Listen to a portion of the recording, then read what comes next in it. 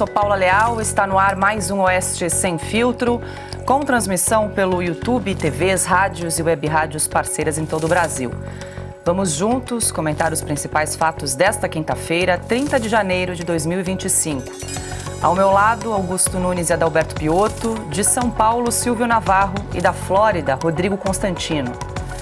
Acompanhe os destaques desta edição.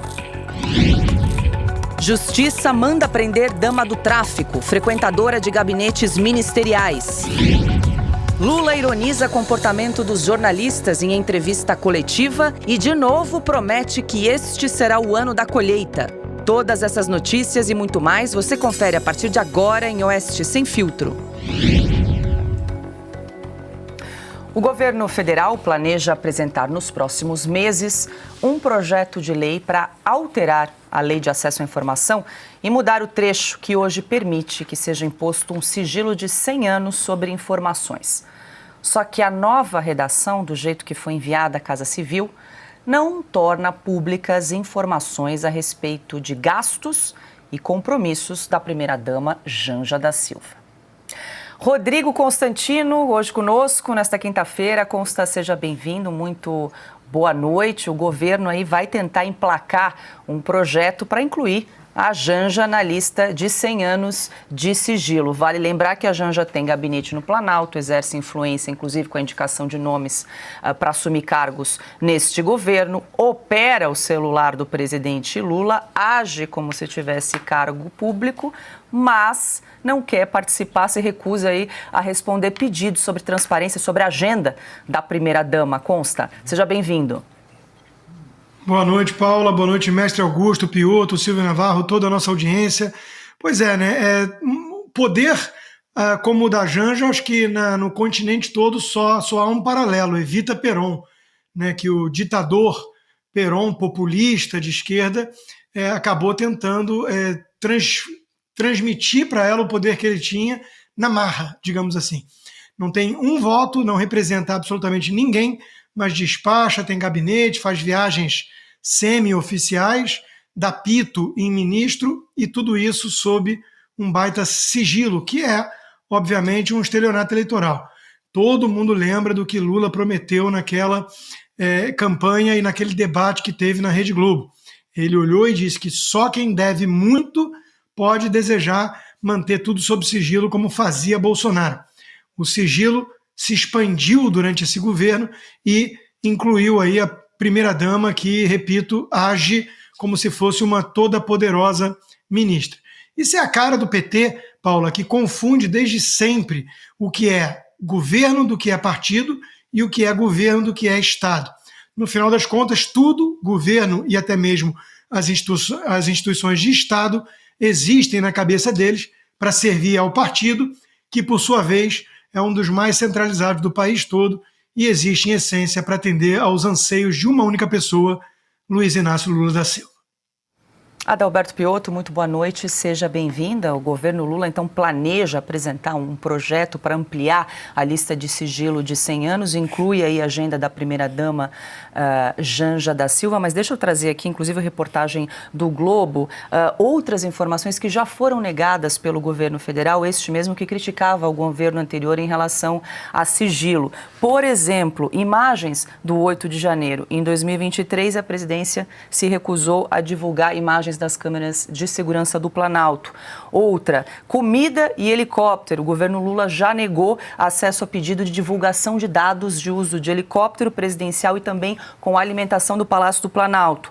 Outra, a declaração do ministro. No ano passado, foi negado acesso à declaração por conflito de interesses do ministro Alexandre Silveira, de Minas e Energia, entregue para assumir a pasta. São alguns exemplos aí de sigilos, de falta de transparência desse atual governo. Boa noite. Boa noite, Paulo Augusto. Boa noite, Constantino. Seja bem-vindo. Silvio, a todos que nos acompanham. A hipocrisia, a graça. O Constantino já fez menção, mas eu vou num ponto que talvez seja para frisar, na verdade. O dinheiro que a Janja gasta nessas viagens é público. E se não é público, vem de alguma outra forma, que também precisa de explicação. Qual o sentido de manter isso em sigilo? Vamos imaginar que seja dinheiro público, que seja um gasto que vem ali da presidência, do gabinete da presidência, o cartão corporativo da presidência.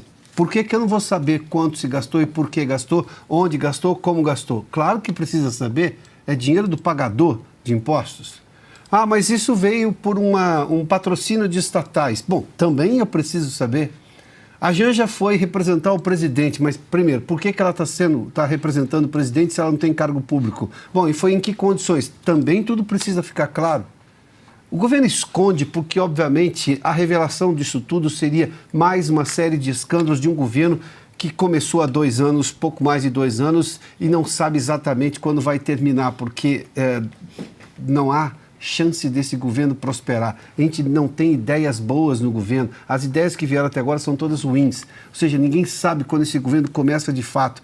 Muito provavelmente vai terminar muito antes de começar, porque não tem nada. Aí você entende porque ontem nós noticiamos aqui o Gilberto Kassab, um dos políticos mais experientes do país, não pensou 2 vezes em dizer que o Haddad é fraco, o ministro da Fazenda, que é apontado pelo Palácio do Planalto como o melhor dos ministros. Imagino que vem dos outros 38, né? Mas vamos lá. E que disse que o Lula não teria condição de vencer a eleição.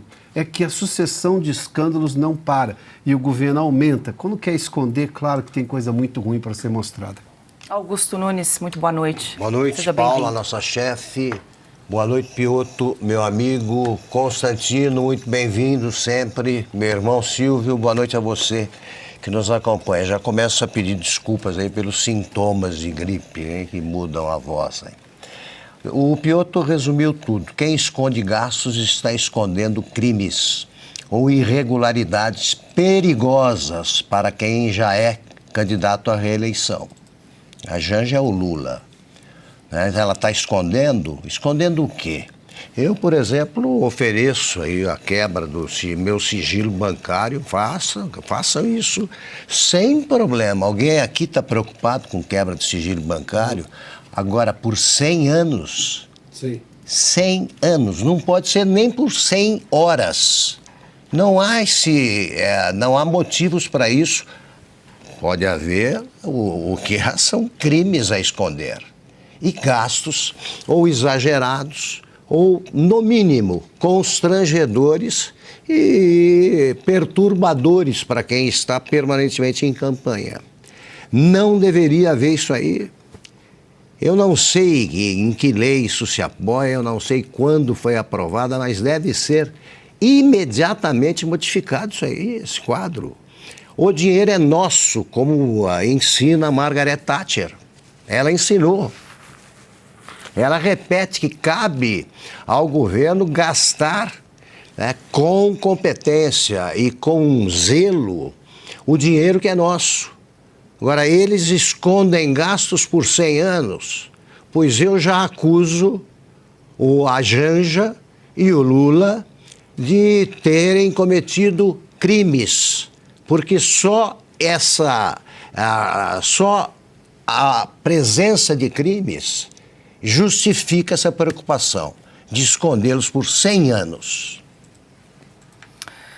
E o Tribunal de Justiça do Estado do Amazonas determinou ontem a prisão imediata de Luciene Barbosa Farias, conhecida como Dama do Tráfico Amazonense. Em 2023, ela se reuniu em 2 ocasiões com autoridades do Ministério da Justiça, então comandado por Flávio Dino. Ela também participou de reuniões no Ministério dos Direitos Humanos durante a gestão de Silvio Almeida. À época, a pasta dos Direitos Humanos chegou a confirmar ter pago uma das viagens da criminosa para Brasília. A decisão da Justiça acontece no âmbito da ação que condenou Luciene a 10 anos de prisão por associação com tráfico de drogas, organização criminosa e lavagem de dinheiro. Ela recorria em liberdade, mas os recursos se esgotaram. A dama do tráfico é casada com Clemilson dos Santos Farias, o tio Patinhas, uma das lideranças do Comando Vermelho e que também teve a ordem de prisão decretada. Silvio Navarro, muito boa noite, seja bem-vindo. O casal agora vai para trás das grades. Vale lembrar que a Luciene Barbosa Farias já havia sido condenada quando foi recebida em 2 oportunidades pela porta da frente em gabinetes ministeriais desse governo, né, Silvio? E agora, com o esgotamento dos recursos, ela vai presa. Boa noite, Paula, querida. Boa noite, meus amigos Pioto, Rodrigo Constantino, Augusto, meu irmão. Boa noite, você que nos acompanha. Paula, quando essa notícia foi manchete no jornal O Estado de São Paulo, imediatamente a resposta de dois ministérios, o Ministério da Justiça e Segurança Pública, à época chefiado por Flávio Dino, e a Secretaria de Direitos Humanos, com status de ministério, chefiada por Silvia Almeida, responderam que ela era uma representante de ONG, que estava preocupada com a situação dos encarcerados. Algo similar a outra reportagem publicada recentemente, também pelo Estado de São Paulo, Vidas Presas Importam, uma ONG, de novo, aqui do Estado de São Paulo, ligada ao PCC. No caso dela, o marido dela é um dos chefes do Comando Vermelho e estava preso em Tefé, no Amazonas, naquela época. Ela entrou pela porta da frente, como você bem descreveu, foi recebida por auxiliares, não uma vez, mas duas, do Ministério de Flávio Dino, e ninguém foi demitido.